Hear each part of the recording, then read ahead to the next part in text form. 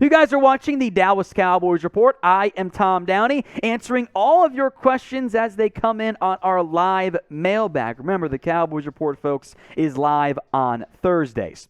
Our first question coming in from Blue Star Media. From Roy Williams, sorry. I know that Julio Jones is not in his prime, but he's still a great receiver. I think we should sign him because, in my opinion, I think he is better than James Washington. So he's definitely not in his prime. And, we actually got two. This is perfect.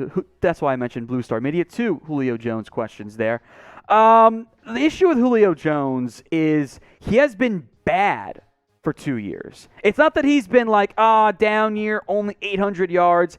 He hasn't been impactful for those 2 years. So I think he could be better than James Washington. I'm down to bring him in, but I'm not paying him a bunch of money. So Roy Williams and the Blue Star Media asking about Julio Jones as well.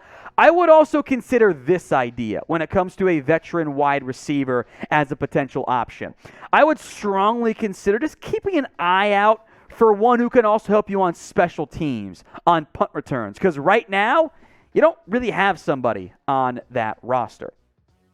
It is Micah Parsons' birthday today, by the way. So everyone watching right now, do me and do Micah a favor too. Show him the love. Type HBD in the comment section since it is Micah Parsons' 23rd birthday. From Logan Northern, will Jabril Cox, not how you spell it, and you know that's not how you spell it, Logan, get starter reps this year? I think that's the plan for this organization. They are excited about Jabril Cox. They're going to use Micah, who of course we just mentioned, in that hybrid edge linebacker role, leaving Leighton Vander Esch and Jabril Cox is the only, I can't even say proven for Jabril, but guys who you would want to start right now. So I do think that unless Jabril really struggles in the preseason at camp or gets hurt again, I think you're going to see a lot of him in 2022. From Cecil Ingram, would you trade for Laviska Shenault? Maybe. He's a tricky one. I liked him quite a bit coming out of Colorado, but he was not good last year in Jacksonville. And I say, well, he had 619 yards, 63 grabs. That's not terrible. It's not a good average. It's a really bad average for a guy like Shenault. And he couldn't catch.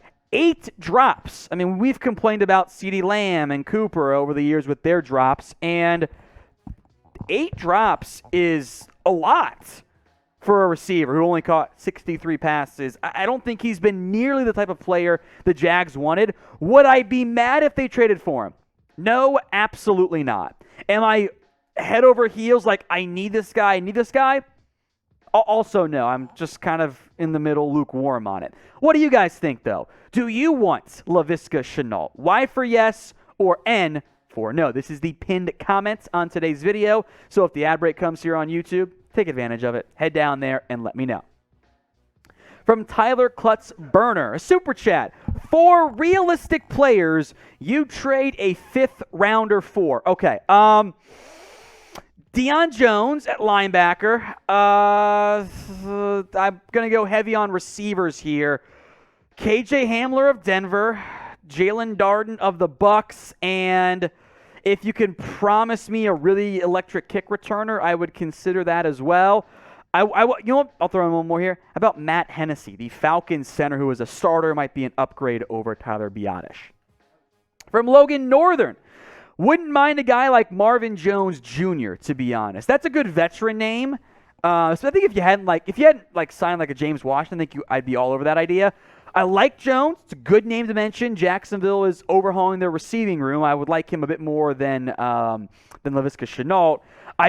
If I'm looking for a receiver for a trade, I think in particular, I want someone that can do punt return stuff. Because right now, I don't have one of those guys, proven ones, on this team. From Deshaun Lawton, who can stop spamming now per producer Jeremy.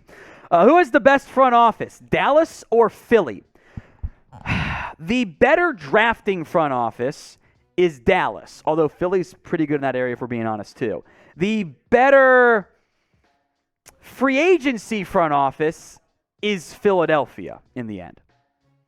From Lance Dunbar's burner account, who gets fired first, Mike McCarthy or Matt Rule? Great question, Lance's burner. I think it's Matt Rule. Because God forbid if they start Sam Darnold again this year, it's going to be a disaster. I think Rule's hot seat is at a higher temperature right now than Mike McCarthy's. Now, if Rule can get all the way through the season, maybe it ends up being Mike, but I think the Cowboys will be in contention for the NFC East at least until the end of the year. Not sure the same for Carolina, so I think Rule ends up getting fired first. Cowboys Report is losing on Rumble. We are way behind Giants now, and the Raiders Report, led by Mitchell Wren. So I am once again asking you guys to help me get that changed. Go follow us for exclusive content, uncensored videos, and Cowboys Report After Hours on Rumble. It's all free over there, just like it is here on YouTube at rumble.com/CowboysTV. The big-time bonus perk is that unlike YouTube, unless you pay for it, you can listen podcast style on your phone, so you can minimize it and go do other stuff on your device instead of having to keep it up like you do on YouTube. So check the comment section, the description as well, rumble.com/CowboysTV. Cameron Godfrey, who do you think is going to break out this year? I'm hoping for CeeDee Lamb on offense and Neville Gallimore or Osa on the defensive line.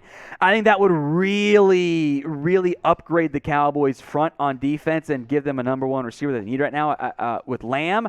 We will do whole videos on both sides of the ball, though, Cameron, so make sure you stick around for those.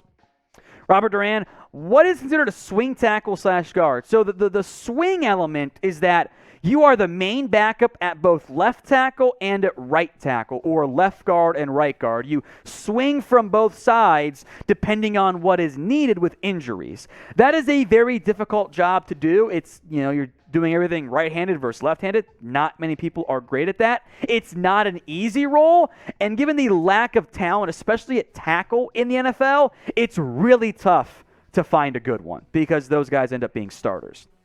From the Texan third, will Josh Ball, or sorry, you're right, Texan third. I don't know why I was at the Texan third. Will Josh Ball or Matt Waletzko surprise us this year? Honestly, my hope is that we never see them. And that is because Terrence Steele plays great and Tyron Smith doesn't get hurt at all. I also know that it is probably pretty likely that Tyron Smith gets hurt. I have no idea what to expect from them because I like Bledsoe coming out. He's a fifth-round pick. Josh Ball has talent. There's the obvious off-the-field stuff, and he didn't play at all last year. So if they play well, I'll consider that a very happy surprise there in the end. From Ted Cortez, is there any chance of a Deebo trade or DK Metcalf maybe? Sure, you guys by now have seen, because you're all subscribed to us here, right? The Deebo Samuel photo of he and Dak Prescott hanging out after the Mavs game, and Deebo and his giant dimples looking all happy and smiling at Dak Prescott. That photo's out there. It exists. So, here it is. There we go. Perfect, Jeremy. Hey, link to the Cowboys, right? Don't get your hopes up. Especially, I don't think DK is getting dealt. I still doubt that Deebo gets traded. In the end, I would not trust this Cowboys organization to say, you know what, we're going to pay CeeDee Lamb in the near future, and we're going to throw $25 million or more at Deebo Samuel. I don't think that's the likely path here for this organization. All right, realistic names only on this next question. Name a player who you guys want to trade for. Realistic names, not crazy names. Got to be real ones. Let me know in the comments section. Earl Thomas from Tyler Klutz's burner account. Yeah. No. Even after the latest accusations, I feel like even drinking for it's a little bit inappropriate. He, of course, is trolling, and I appreciate that. The answer is a big-time hell no. From Brokov, what do you think Pollard's production will be if we used him similar to Deebo? This is not the first time that, whether it's Brokov or somebody else, has mentioned the use Tony Pollard like Deebo Samuel. They're very different players, though. Pollard is a running back who offers you pass-catching ability. Deebo Samuel is a receiver who offers you running back ability. Those are different things. So, look, do I want to use Tony Pollard more? Absolutely. Do I think he is the caliber of player that Deebo Samuel is? No, I do not. I think that's an unrealistic expectation for Pollard to have because he's not that caliber of receiver. Now, what I would like to see a little bit of is how about you put CeeDee Lamb in the backfield some? He's not the same build as Deebo Samuel, but we've seen him take handoffs occasionally. I'm not saying you give him that same level of workload, but put Lamb in the backfield, have him run the angle route one time against the linebacker. It's going to work. That play should exist in the Cowboys playbook as far as I'm concerned. We are inside of 150 subscribers away from 129,000 here on the Cowboys Report. Thank you all so much if you've been subscribed, whether it's for a month or several years now. But we're going to keep growing. Videos every single day. So if you haven't already, hit that big red button and subscribe.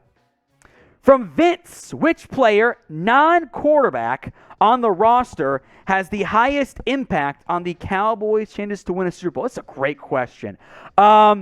You're looking at those premium positions, right, which is receiver, offensive line, corner, and pass rusher. So the ones I would mention, Tyron Smith, if he's healthy, I think the lack of Tyron Smith might have the biggest impact on your roster from that standpoint. Micah Parsons, Tank Lawrence, and Trayvon Diggs, your high-impact players at premium positions. From Lance Edwards, would you bring in Kaepernick? If you want to work him out, sure, there's literally nothing wrong with that. But the idea from some members, Mike Florio, for example, that Kaepernick's a starter is insane to me. Cap is 34 years old, hasn't played football in 5 years. Am I down to see what he can do in a workout? Sure. Why not? That's not going to hurt anything. The idea that he's an instantly better player than Cooper Rush, I got to see it first. So, look, Kaepernick got screwed by the NFL. Of that, I have no doubts. But it's been 5 years. The NFL kind of won. Kaepernick lost.